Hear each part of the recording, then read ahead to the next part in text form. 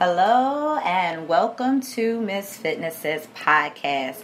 I am your host, Cherie Miss Fitness Jones, and I am here accompanied by my friend and colleague, Alicia. Hello. All right. Just to let you know that Alicia is an ACE certified trainer, which is the top certification in the game. So we're here on this episode to talk about diet versus healthy living. So we're both certified, like I said, so we're about to give you some information on diets that we've heard about and also our experience with those diets and what's best for you. One of the first diets that I would like to talk about is the keto diet, which happens to be the newest diet and one of the most popular ones. And from my information and my research, the keto diet basically is very low carbs, very extremely low protein, and high fats. So I'm going to give the floor to Alicia so she can talk about the diet and what she thinks about it. Okay, so I do have some experience with the keto diet. I myself have thought about trying it, kind of got into the keto flu and was like, forget this sucks, and I bailed out. A lot of some other people that I know have stayed strong to it, and they have seen some weight loss. But it really gets you to thinking, like, if they can lose weight so fast, what are they really losing? When you go ahead and you increase the fat, you eliminate, it's close to eliminating the carbs and the protein, because it's all about eating the avocados, eating the coconut oil, eating this, eating that, anything that gives you fat to kind of trigger your body to burn fat. That's the whole point behind the keto diet, is to change the way you metabolize and burn your macros, which are fats, proteins, and carbs. Instead of going to the carbs and using those for energy, it puts your body in the same state that it would be in if it was in starvation. And starvation's not good, so why would you think that the same state would be good just to lose weight? You do lose fat, but what are you sacrificing? It can, we always laugh about this, one of the worst things, the first signs, is stinky breath. If you're rotten from the core, that diet's wrong, Seriously, if there's something going wrong on the inside, it comes out on the outside. If it's coming out your breath, can't hide it. No, that's a big no-no. And another thing that I heard also happens, which is an extreme risk, is that your blood sugar drops. Your blood sugar drops. You go into you get hypoglycemia, and which causes you to possibly pass out or have seizures. Now you ask yourself this: lose weight and have seizures and pass out. Who's going to want to work out? Or even, wake up if they're going to pass out. Right. Which, that is part of the keto flu. Being irritable, tired, grouchy, hungry. Funky breath. That's the most important one, people. But on a serious note, it can also raise cholesterol levels and just really set you up for failure. If it doesn't set you up for failure now, think about 10, 20, 30 years when you have a heart attack. Because you have too much plaque buildup in your arteries because you ate too much fat. Or think about in 2 weeks when you lose that, weight. And you go back to carbs and you gain all that water weight back because the first 10, 15 pounds are just going to be water weight anyway. And then what, you're going to go back to keto and keep putting and clogging your arteries? And be in misery? You're grouchy. You're not. You're happy. And funky breath. Don't forget that one. I think that's important. That might be the most important one. It is. And it's horrible. And sometimes the keto flu on the breath, it can happen in the first 3 days or the first 3 weeks. So you could be prolonging that misery for weeks until you feel better. And you go to talk to somebody and they're just like, excuse me, I have to leave. Love of your life. Bye. Oh, you don't kiss me no more. That's diet. That's diet. So, we're going to give that one a thumbs down. We think it's extremely unhealthy. Yeah, you may lose weight, but in the end, the sacrifices are not worth it. So, thumbs down for that one. The next one I would like to talk about, which one I had personal experience with, is the Herbalife nutrition diet. I did it a couple years ago. Someone put me onto it and said, hey, you don't have to even work out. Just take these supplements. And I'm lazy at the time, so I'm like, bet, yeah, all right. And they told me that I could supplement the shakes for my meals. So have maybe one real meal and then have a shake for lunch and dinner, something like that. Or just have one shake and then have 2 real meals. So I did it. Didn't work out. Didn't lose weight. So I was like, well, what is this? Now, I see nowadays that people are doing Herbalife and they're having boot camps and they're working out and stuff. And they're like, oh, it's Herbalife, it's Herbalife, it's Herbalife. No, if you exercise, and they have your portion control, you're going to lose weight. Now, they don't teach you portion control there, right?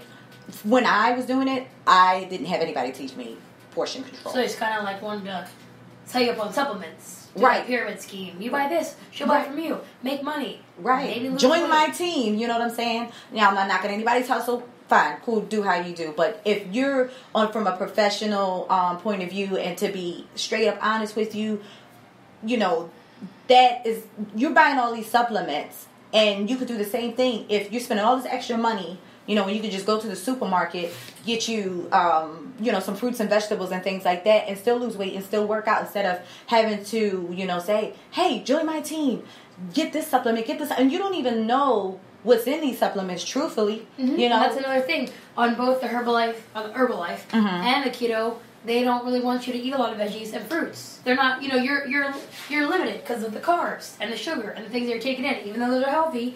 So anything that's telling you don't eat fruits, don't eat veggies, what? And your body It's needs wrong. that. It needs It's those wrong. antioxidants and all that good stuff, and they're telling you not to do it. So Exactly. that's a big no-no. Yeah, any quick fix not gonna last. Yeah, and it's just what was I going to say about Herbalife? Yeah, I did it, and I didn't lose weight, and I was just like, you know what?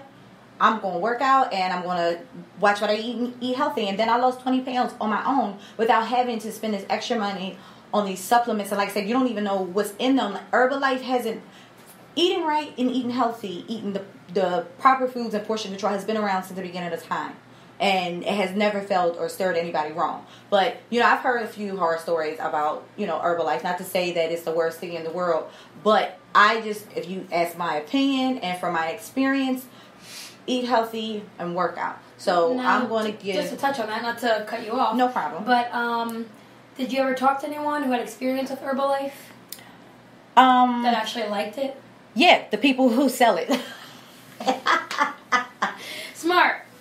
I mean, I'm being honest. You know, the people who sell it, they stand by it, man. Yeah, they really, really stand by it. And I I'm kind of like, want to force it down your throat. yeah, and I'm like, been there, done that.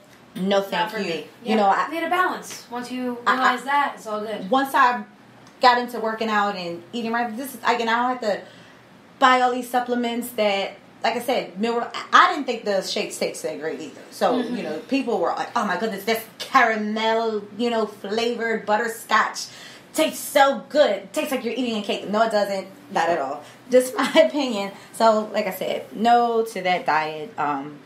We're going to go to the next one. I want to talk about the Atkins diet, which is similar to the keto diet, but instead of, you know, low protein, it's high protein, low carbs, and low fat.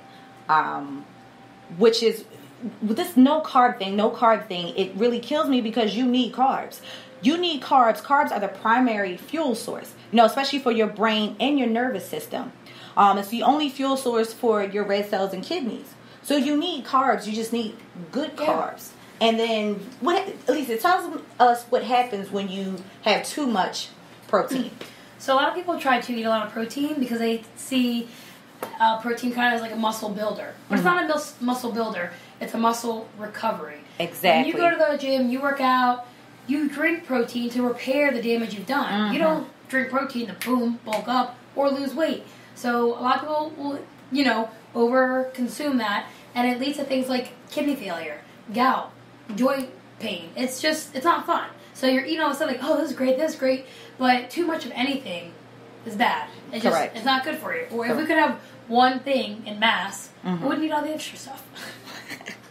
Exactly. Yeah, so we're going to say no to the Atkins diet as well. You know, having too much protein, that's not good for you. And then you need carbs for energy. You know what I'm saying? Like, how are you going to, like, say if you have to work out, you know, you're not going to want to accomplish your workout. You're going to be too tired, and it's just going to prolong your process. And then not only that, you're not healthy in the end. And I think a lot of people get confused with losing the fat and losing weight. Exactly. Carbs need water. If you cut carbs, you lose water. Exactly. So you lose 10, 15 pounds of water weight. As soon as you introduce carbs, you hold a little bit of water, and you gain 10, 15 pounds of water weight. You're not gaining fat. So don't be alarmed. You're at a healthy level of water weight that you need for your body to perform as it should be. Yeah. So, yeah, that's a no-go for the Atkins diet. from our experience and our knowledge, we're saying, and we're giving you information on the side effects that happen when you try to do these quick fixes. So don't for that one too. The next one, which is, it used to be very popular when it first came out, and then some people still do it, which is Weight Watchers, which is a point system, where you can eat like basically whatever you want, but it goes by points and portion and things like that. It teaches you portion control, but it doesn't teach you to eat healthy. I think it almost teaches you like a limit, not even portion control. They give you those points. They say, okay, you can eat 20 points a day. But like you had mentioned, they're giving you these points. They're not saying, hey, eat this pepper for, a point. Correct. It could be pepper for a point. Who knows? A candy bar might be a point. So you could just be fueling your body with all the wrong things. And then be sick the next week. You know what I'm saying? I actually spoke with a woman who told me that she lost weight on Weight Watchers just eating all processed foods. And if that's not the most unhealthiest thing I ever heard in my life, you know what I'm saying? Shout out to her for losing weight, but at the same time, you're unhealthy. And you're losing weight, not fat. You're probably building up fat. Right. And, they're minimizing its carbs because really what she was doing, she wasn't eating healthy, she was cutting calories. And a lot of people count calories. Yeah, she says, and I didn't have to work out. But it shows on your body. When you don't work out and you lose weight, you'll definitely... muscle. There's a lot of things you're losing. You're not just losing fat. You're losing other things you need.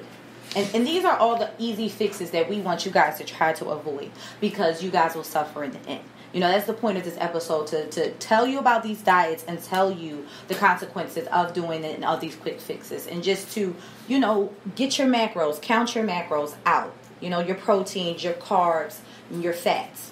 Yeah, and think about what is healthy living. Healthy living is exercising 150 minutes a week at least. Eating, the balance of foods. Check out myplate.gov.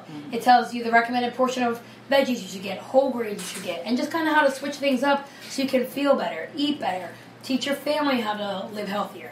And other diets that aren't really diets, but they're kind of like a way of life is the Mediterranean diet. The reason I say it's not a diet is because it doesn't say eat only X amount for this amount of time and cut out all this. No, it's based on solely whole grains, lots of veggies, fruits, everything you would want to have. It tells you to eat that. You think about people in other countries. What are they eating? They're not eating fast food. They're eating healthy, balanced meals. Yeah, without, limiting in one thing, increasing another thing to the roof, which is just going to be a total dramatic change for your body that you don't want. So we're just here, giving you that information, and we hope it's useful, and just, live healthy, live happy. That's the thing. If you're healthy, you're happy. Stress less. Just eat fairly decent food. And work out. From all the food groups. And work out. Yes. So that's it for this episode. I would like to thank my friend Alicia for coming on this episode and giving us her no problem, and giving us her knowledge and experience with these diets. So we're going to wrap this up. Once again, you can reach me on Instagram at MissFitness84. That's MS_FITNESS 84. And if you would like for me to discuss any particular topics that you have questions about, feel free to email me at MissFitnessJones84@gmail.com. That's MSFITNESSJONES84@gmail.com. Thank you and have a wonderful day.